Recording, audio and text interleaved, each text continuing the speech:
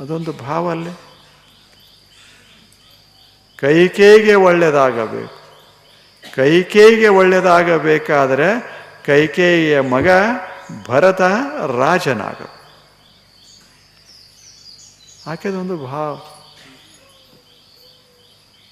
ಮಜಾ ಇಲ್ಲ? ಆ ದೃಷ್ಟಿಯಿಂದ ನೋಡಿದರೆ, ಕೈಕೇಯ ದೃಷ್ಟಿಯಿಂದ ನೋಡಿದರೆ ಮಂಥರೆ ಹಿತೈಷಿ.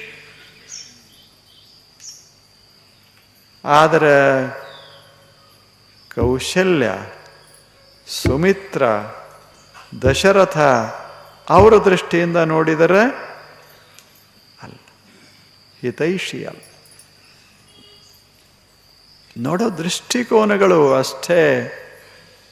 ಒಬ್ಬರಿಗೆ ಹಾಗನ್ನಿಸ್ತದೆ, ಒಬ್ಬರಿಗೆ ಹೀಗೆ ಅನ್ನಿಸ್ತದೆ. ನಿಶ್ಚಿತ ಹೀಗೆ ಅಂತ ಹೇಳೋದು ಬಹಳ ಕಷ್ಟದ ಕೆಲಸದ.